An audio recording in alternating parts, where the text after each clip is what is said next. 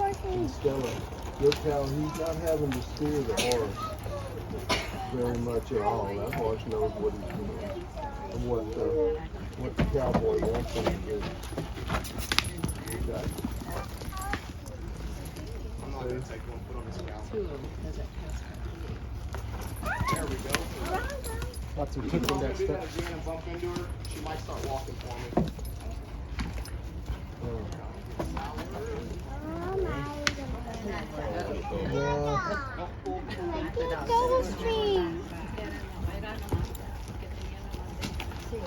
Ooh. She knows what's coming. Whoa.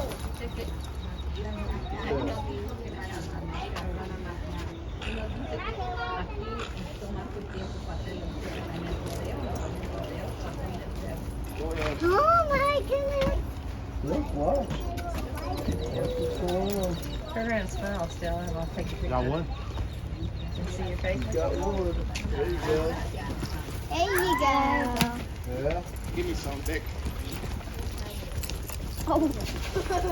Just dragging that. Run, doggy, run! Oh, there you go.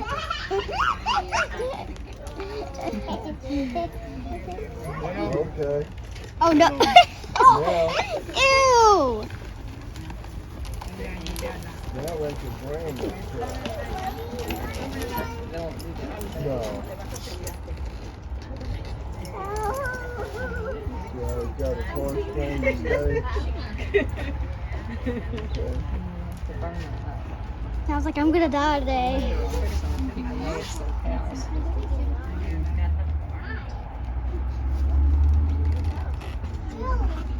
That's why they have to tie them up.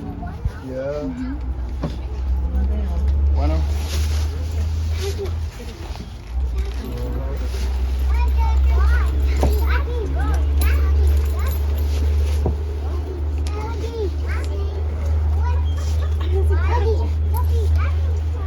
See how he's got the tail? See how he's holding the tail? You're going to hold the tail so the cow can get out. Oh!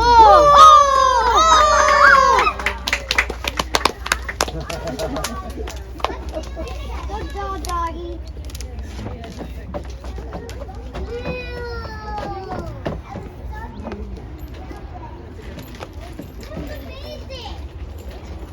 Thank you.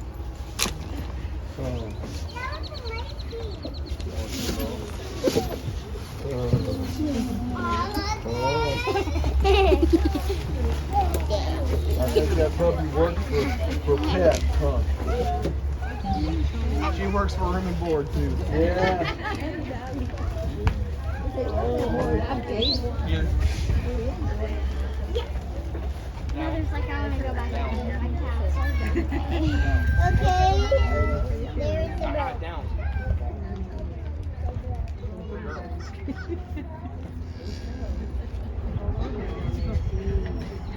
All right, let's go. Get her up. Let's go. Get her up. Come on. Yay! Go back in.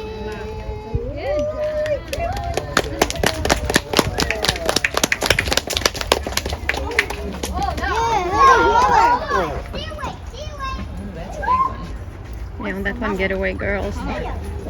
Careful with your... This big guy right here, his name's Kiwi. Kiwi is a 6-year-old Texas Longhorn steer. He's around 1,000 pounds. His horns are around 5 feet from tip to tip.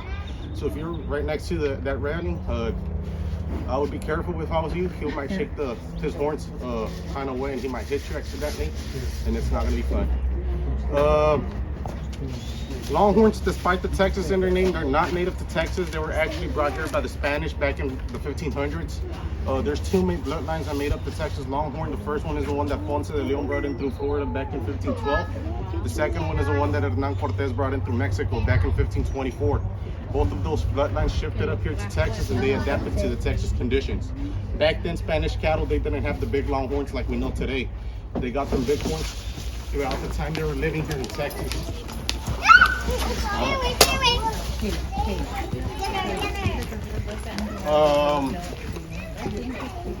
There was a lot of predators here in Texas back in the day. There was a lot of things trying to have a free chunk of meat. So with those two bighorns, they can defend themselves, and also those two bighorns are great for replenishing the heat. The blood flows through the horns, it absorbs the heat, and it cools them down. I wish my hat did that from time to time. Nowadays, we raise the Longhorns for their beef. Even though they have good beef quantity, they don't have the best beef quality. If you take a chunk of the Longhorn steak, you're gonna probably lose some baby teeth. They're very tough. They're not very tender. They don't have the ability to produce marbling in between their muscle. These are range animals. These animals are constantly moving from site to site. You can spend days without food or water. They're very parasite resistant. They're the fittest cows there's ever been. Most of the meat you get from them is used as ground beef. That's for human consumption, and we also use it for utility beef. That's what you find in pet food. We also use the horns and the hides mainly for furniture and leather goods. And we also use their intestines for different reasons. Ladies, y'all do not want to know where y'all's cosmetics come from. We do not waste anything with the cow. Every single part of the cow is used.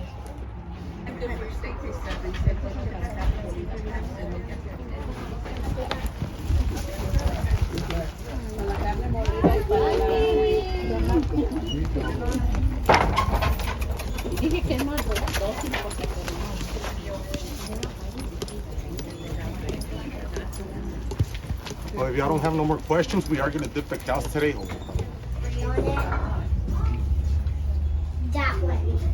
All lining and waiting to jump in. So, right here in front of you is the dipping bag. This bag I'll show you which one. 35 feet long, it's around 5 feet wide. It's 10 feet. Will we be fine? Yes, we'll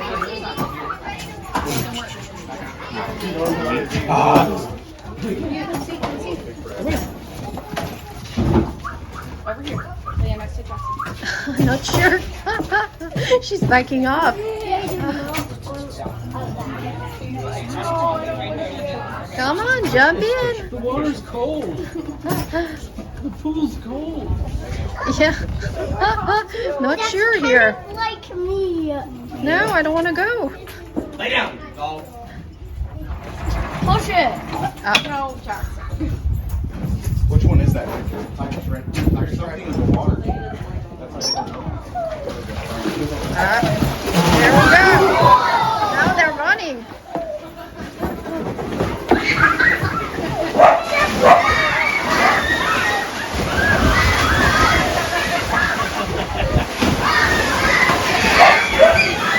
This one's definitely the right color.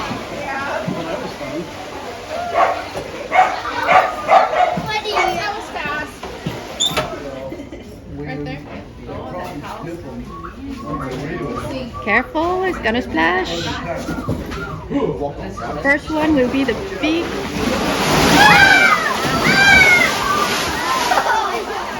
Hey, more coming. Wait.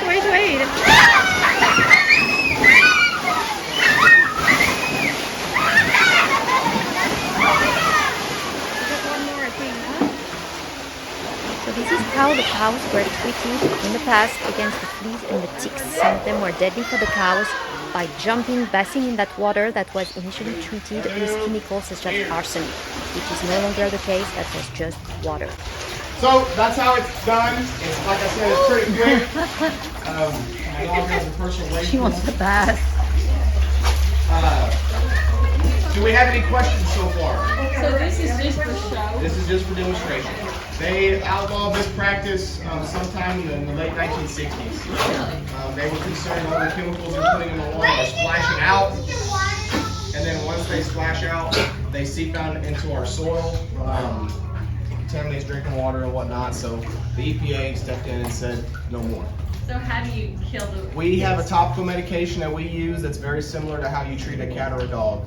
Instead of a little individual tube though with paste, it comes in a big 30-gallon jug or a 10-gallon jug with a squirt gun attached to it, and you can meter the gun to a particular dosage, so you can be accurate up to about the 100-pound mark on your cow. If you have a cow that's 2,300 pounds, you can change that dial to match the weight of the cow, all the way down to about 100 or so. If you are enjoying this video, make sure to give it a thumbs up and subscribe to the channel.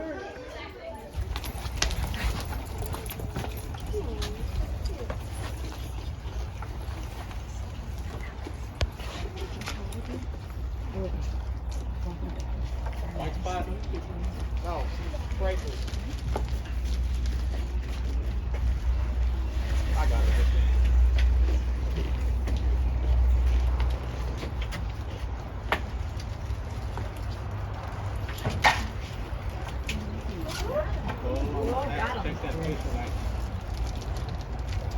somewhere around whatever time it gets short.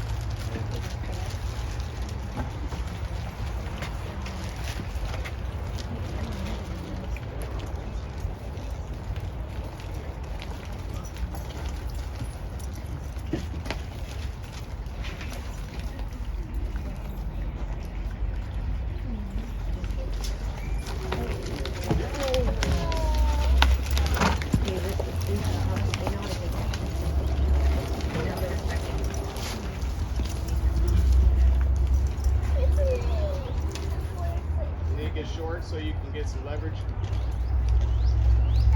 Oh. Or but awesome.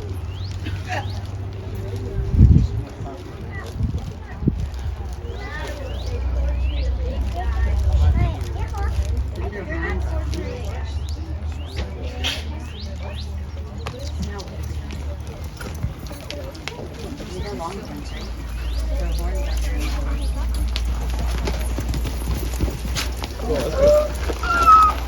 So this yearling here is going to be held up by our back legs.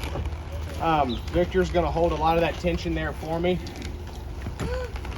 He's essentially my safety apparatus in case something goes wrong. He can keep that foot away from my head. What I'm going to do right now is rely on my horse to hold my rope nice and tight. This is the point in the work to where this cow were to be branded. It could also be doctored if we're worried about some sort of infection that's setting in on this cow. If it has bad, Jonah, lay down. Jonah, lay down. Jonah, lay down. Ah, down. So my horse here is gonna hold that rope tight for me. When I get set, when we get the work done, or if I need to move these ropes around to the feet, I can. Now what I'm gonna do is back him up to give him some space. And then I'm gonna take control of this front leg right here, and I'm gonna sit down and hold on to this cow. Victor will now dismount his horse. Again, relying on the intelligence of his animal to hold that rope for him. He'll take control of the tail. Off the tail, didn't you? Right, dude? I just smack the rope and grab your eye. That's so cool. I got it. He's bringing it like So, making sure she did you had to make it hard. Yes, I did. Had to make it hard. I'm sorry. Okay. When everything is done, 1, 2, 3, we let the cow up. Oh. And she'll go back to the herd and tell all types of nasty stories about us. If they were branded, they did, or if it was get sick or something, you have to get it in that position for the book. That log? No. Yeah, and then that's secure to any horse that doesn't want rope is good. So you know why they have to hold those cow down like that? All because of ears.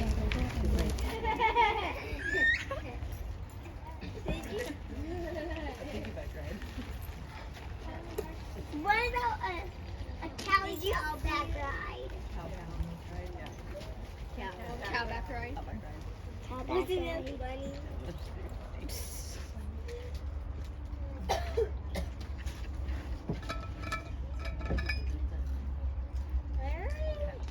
they gonna let the big one out? The George Ranch Historical Park is located about an hour southwest of Houston. It's open every Saturday for the public and depending on the weeks, some Thursday for homeschoolers, for the schools and other special events. So definitely check it out if you are in the Houston area or just visiting. Worth the trip.